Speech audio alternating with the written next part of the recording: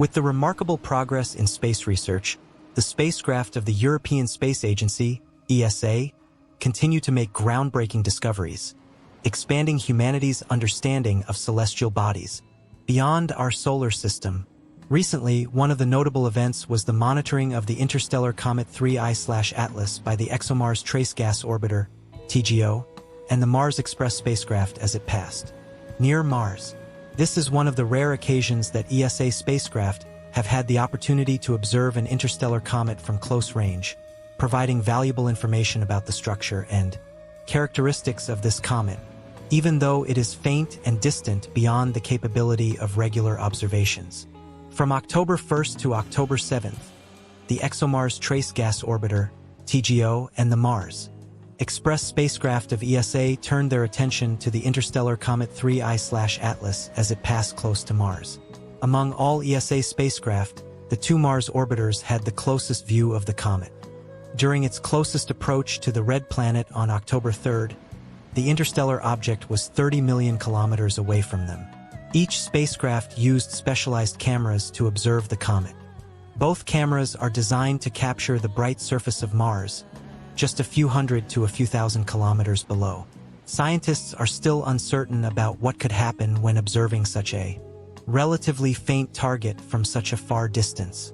The ExoMars TGO captured a series of images displayed in the GIF below using the Color and Stereo Surface Imaging System, CASIS. The 3I/Atlas comet appears as a faint white dot moving toward the center of the image. This dot represents the comet's core, consisting of a rocky ice nucleus surrounded by a coma. The images of 3I/Atlas taken by ExoMars TGO. CASIS cannot distinguish between the comet's nucleus and its coma because 3I/Atlas is too far away. Capturing an image of the comet's nucleus, which is several kilometers wide, is as impossible as seeing a mobile phone on the moon from Earth. However, the comet's coma, which spans thousands of kilometers, is clearly visible.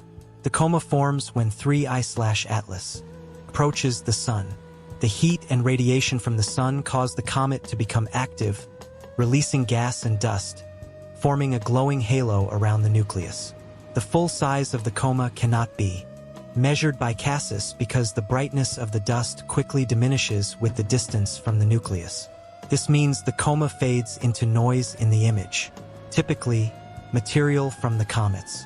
Coma is drawn into a long tail, which can extend millions of kilometers as the comet gets closer to the Sun. This tail is much fainter than the coma. We cannot see the tail in the CASIS images, but it may become clearer in future observations as the comet heats up and releases more ice. Nick Thomas, the principal investigator for the CASIS camera, explains, "This is a very challenging observation for this instrument. This comet is about 10,000 to 100,000 times fainter than our usual targets. Observing the 3I/Atlas comet from such a distance demonstrates the superiority of modern space technology and opens up many exciting research opportunities on interstellar objects.